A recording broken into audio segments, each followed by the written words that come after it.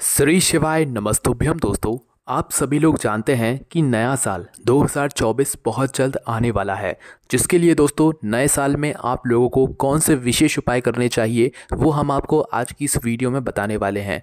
क्योंकि दोस्तों जब आप अपने नए साल में भगवान शिव जी, माता पार्वती जी को प्रसन्न कर लेंगे तो निश्चित सी बात है कि आपका पूरा साल बहुत ही अच्छा बीतेगा, है ना। और सबसे अच्छा जो महीना रहेगा भगवान शिव जी को अपने नए साल के लिए प्रसन्न करने का, वो सीधी सी बात है नए 2024 साल का जनवरी महीना रहेगा। इसलिए आज की इस वीडियो में हम आपको आने वाले नए साल के कुछ ऐसे विशेष उपाय बताएंगे जो कि अगर आप लोग करते हैं तो निश्चित ही आपके जीवन में सुख शांति तो आएगी ही आएगी। साथ ही में अगर आपकी नौकरी नहीं लग रही होगी, परीक्षा में पास नहीं हो रहे होगे, या आपके घर परिवार में किसी भी प्रकार की दिक्कत समस्या परेशानी चल रही होगी, या आपके घर में कोई बीमार रह रहा होगा, हर प्रकार की समस्या अगर आपकी चल रही है तो भाई आपको हर तरह का उपाय इस वीडियो में जानने के लिए मिलेगा जो कि नए साल 2024 का रहेगा। तो चलिए दोस्तों सबसे पहले उपाय के बारे में बात कर लेते हैं। दोस्तों सबसे पहला जो हम आपको उपाय बताने जा रहे हैं ये आपकी मनोकामना पूर्ति का है, भगवान शिव जी को प्रसन्न करने का है। और अगर आपकी कोई मनोकामना पूर्ण नहीं हो रही है तो उसके लिए है। तो दोस्तों इस उपाय में आपको करना क्या है कि 2024 नए साल में जब भी आप इस उपाय को करें तो प्रातःकाल सुबह सुबह अपने घर से आपको 2 लोटा जल तैयार करना है। कितना लोटा जल तैयार करना है? 2 लोटा जल तैयार करना है, ठीक है। उन 2 लोटा जल को आपको क्या करना है कि 1 लोटा जल तो आपको सादा तैयार करना है, उसमें सादा जल होगा, पर जो दूसरा लोटा जल होगा ना उसके अंदर आपको लाल चंदन डाल देना है, ठीक है। मतलब जल तो डालोगे ही डालोगे पर उसके अंदर लाल चंदन भी आप लोगों को यहाँ पर डाल देना है ना। तो आपके पास 2 लोटे जल यहाँ पर हो चुके हैं। इन 2 लोटे जल में से एक सादा लोटा जल होगा और एक लाल चंदन वाला जल होगा। अब आपको करना क्या है, दोनों लोटे जल को लेकर प्रातःकाल सुबह सुबह ही सबसे पहले जाना है किसी भी बेलपत्री के पेड़ के नीचे। कहाँ पर जाओगे? किसी भी बेलपत्री के पेड़ के नीचे। बेलपत्री के पेड़ के नीचे जाने के बाद आप लोगों को क्या करना है कि जो लाल चंदन वाला जल है, लाल चंदन का लोटा है, उस लोटे में से आधा लाल चंदन का जल आपको बेलपत्री के पेड़ के नीचे चढ़ा देना है, ठीक है। कहाँ पर चढ़ाना है? बेलपत्री के पेड़ के नीचे, बेलपत्री की जड़ में, है ना। सिर्फ और सिर्फ आधा लोटा जल जो लाल चंदन का है, सादा लोटा जल आपको कुछ नहीं करना, उसे वैसा का वैसे रखे रहने देना, ठीक है।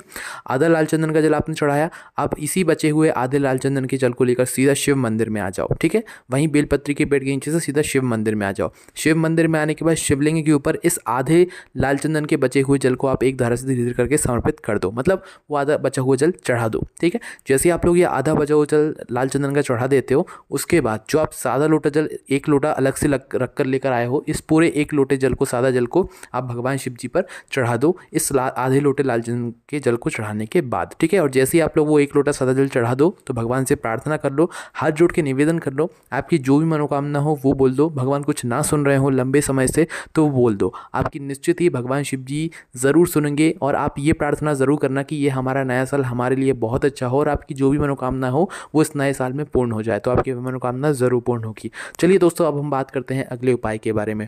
दोस्तों नया साल आने वाला है, नया साल रहेगा तो कोई ये ज़रूर नहीं चाहेगा कि उसके घर में कभी भी कोई कर्जा हो। तो दोस्तों अब जो हम आपको उपाय बताएंगे वो कर्जे से मुक्ति के लिए बताएंगे। बहुत सारे लोग ऐसे हो जाते हैं जो कि किसी तरह से, किसी वजह से, किसी कारण से कर्जा ले लेते हैं और कर्जा लेने की वजह से उनके ऊपर एक बोझ बन जाता है कि भाई अब उनका पैसा कैसे चूकेगा, है ना। तो आप अपनी मेहनत तो करते जा रहे हो पर जब भी आपका कर्जा नहीं चूक रहा है तो उस स्थान पर अगर आप लोगों के घर में कर्जा है, किसी भी व्यक्ति के ऊपर कर्जा है, तो उसको ये वाला उपाय इस नए साल में ज़रूर करना चाहिए ताकि उसका इस नए साल में कर्जा उतर जाए। किसी भी तरह से उतर जाएगा पर उपाय को आपको पूरे मन से करना पड़ेगा, ठीक है। तो इस उपाय को उसी व्यक्ति को करना है या उसी परिवार के सदस्य को करना है, माताओं बहनों को करना है जिन परिवार सदस्यों में जो है यहाँ पर कर्जा मतलब उनके ऊपर रहेगा, ठीक है। तो करना क्या है, कर्जे से मुक्ति के लिए आप लोगों को इस नए साल में करना क्या है, आपके घर के पास में जो भी वट वृक्ष हो, मतलब जो बड़ का पेड़ होता है ना वो वाला, जो भी वट वृक्ष हो आपके घर के पास में, वहाँ पर आप लोगों को ये वाला उपाय करना है।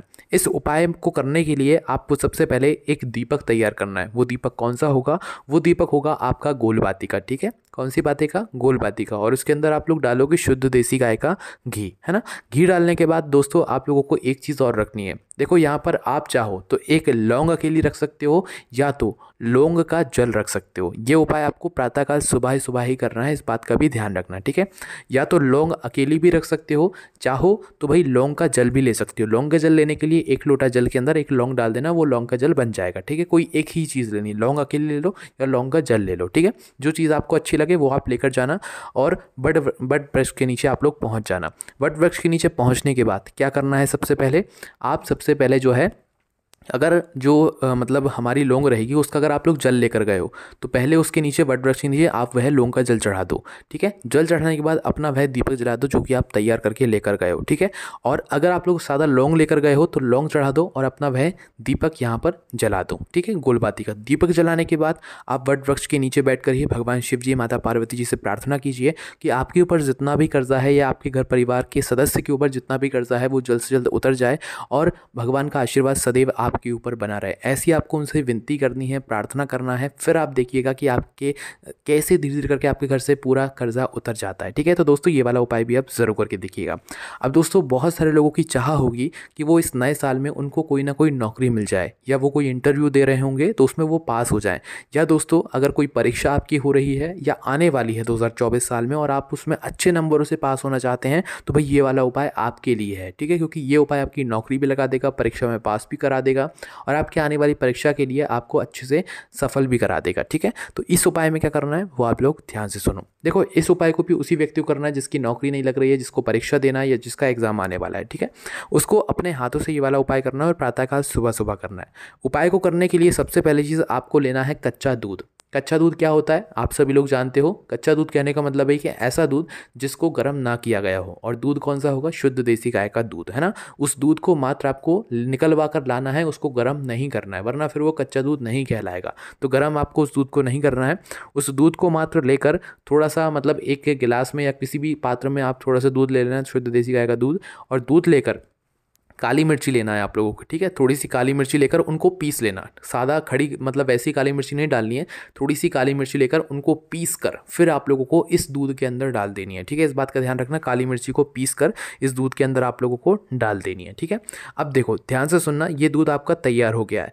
अब आपको करना क्या है कि सबसे पहले आपके घर के पास में जो भी बेलपत्री का पेड़ हो, क्या हो, जो भी बेलपत्री का पेड़ हो आपके घर के आसपास में, वहाँ पर आपको लेकर जाना है। ठीक है, वहाँ पर लेकर जाओगे तो प्रातःकाल सुबह सुबह आधा मतलब आधा जो ये दूध है जिसके अंदर आपने पिसी हुई काली मिर्ची डाली है, आधा दूध आप लोग चढ़ा देना बेलपत्री के पेड़ के नीचे। कितना, सिर्फ आधा दूध चढ़ाना है ना। और जो बचा हुआ आधा दूध होगा ना वो आप लोगों को सीधा लेकर जाना है भगवान शिव जी के मंदिर में। आप ध्यान में ये बात रखना, जब आप बेलपत्री के पेड़ के नीचे आधा ये वाला दूध चढ़ा रहे होगे कच्चा दूध, तो भाई उस समय आपको अपना नाम और अपना गोत्र भी बोलना है। ठीक है, ये पूछ लेना अपने घर पर, तभी करना ये वाला उपाय। तो अपना नाम और अपना गोत्र बोलकर बेलपत्री के पेड़ के नीचे आधा दूध चढ़ा देना, आधा बचा लेना और बचा हुआ दूध लेकर सीधा भगवान शिव जी के मंदिर पहुंचना। शिव जी के मंदिर पहुंचकर शिव जी पर ये बचा हुआ दूध चढ़ा देना। दूध चढ़ाने के बाद भगवान से प्रार्थना करना, हाथ जोड़ के विनती करना, उनसे प्रार्थना करना कि आपका जो भी पेपर है, जो भी एग्ज़ाम है, जो भी आपकी नौकरी है वो आपकी इस नए साल में लग जाए। भगवान से नए साल के लिए विशेष रूप से आप लोग प्रार्थना करना, निश्चित ही आपकी नौकरी भी लगेगी, आप परीक्षा में पास भी हो गए हो और आप जो चाहोगे आपकी परीक्षा के लिए आप उतने नंबर भी ज़रूर पाओगे। ठीक है, चलिए दोस्तों अब हम बात करते हैं अगले उस उपाय के बारे में जो कि आप लोगों को इस नए साल में, इस नव वर्ष 2024 में यहाँ पर करना चाहिए।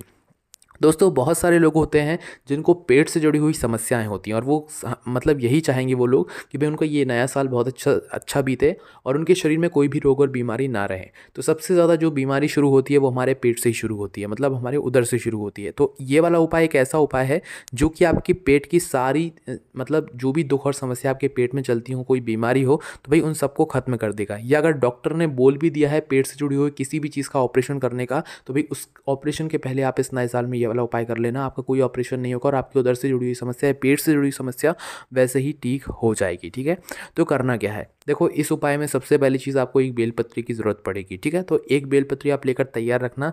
एक बेलपत्री लेकर, इस बेलपत्री को लेकर ही आपको किसी भी बड़े वाले बेलपत्री के पेड़ के नीचे ही जाना है इस उपाय को करने के लिए। तो एक बेलपत्री तो आप इस उपाय के लिए लोगे ही लोगे, साथ ही में आपको लोगों को लेना है 2 बाती का दीपक। 2 बाती का कैसा दीपक लोगे, आप चाहो तो 2 खड़ी बाती का भी दीपक ले सकते हो, लंबी बाती का भी दीपक ले सकते हो, पर यहाँ पर 2 बाती का यहाँ पर दीप जलने वाला है। ठीक है, तो 2 बाती का आप दीपक लेना और 2 बाती का दीपक तैयार करके एक बेलपत्री अपने शांत में रखकर बेलपत्री के पेड़ के नीचे ही पहुंच जाना। बेलपत्री के पेड़ के नीचे सबसे पहले अपनी वह बेलपत्र को रखना जो आप एक बेलपत्र लेकर गए हो। उस बेलपत्र को रखने के बाद, उस बेलपत्र को समर्पित करने के बाद आप लोग अपना वह 2 बाती का दीपक वहाँ पर जला देना। 2 बाती का दीपक जलाने के बाद भगवान से आप प्रार्थना करना, ऐसा ना कि उपाय करके आप सीधे आ जाओ। आप अपनी बेलपत्री को चढ़ाने के बाद, दीपक को जलाने के बाद भगवान से वहीं पर बैठकर प्रार्थना करना कि कि हे भोले बाबा, हे पार्वती मैया, आप हमारे उधर से जुड़ी जो भी समस्याएं हैं उनको दूर कर देना। हम इस नए साल में आपसे ये निवेदन कर रहे हैं, आपसे आशीर्वाद प्राप्त करना चाहते हैं। ऐसी आप भगवान से निवेदन ज़रूर करना। आपके शरीर में जो भी बीमारी होगी, क्योंकि मेन जो बीमारी शुरू होती है वो आपके पेट से ही शुरू होती है। आप कुछ मतलब आपके पेट से ही कोई भी बीमारी शुरू होती है, ठीक है। तो आप अपने पेट के लिए ये वाला उपाय कर सकते हो, आपकी वह सारी बीमारियाँ दूर हो जाएंगी, ठीक है। अब दोस्तों, अगर आप चाहते हो कि कोई ऐसा उपाय हमें पता चले जिस उपाय को करने से हम भगवान शिव जी को बहुत आसानी से प्रसन्न कर सकें, या हम भगवान शिव जी से बहुत दिन से कोई चीज़ मांग रहे हैं और वो नहीं सुन रहे हैं, तो उस स्थान पर दोस्तों आप लोगों को ये वाला उपाय करना चाहिए। आप सभी लोग जानते हो कि भगवान शिव जी के मंदिर में हमेशा गोल बाती का दीपक लगाया जाता है, पर जब भगवान शिव जी ना सुने तो भाई उस स्थान पर आप लोगों को शिव मंदिर में लंबी बाती का दीपक जलाना चाहिए, ठीक है। कौन सी बाती का दीपक जलाना चाहिए?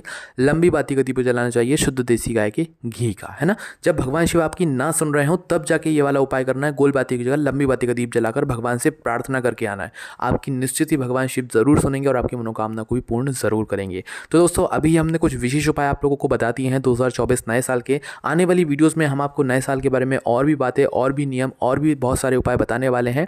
तो आप लोग हमसे जुड़ जाइए। कोई भी आपको दिक्कत, समस्या, परेशानी आती है उपाय करने में, आप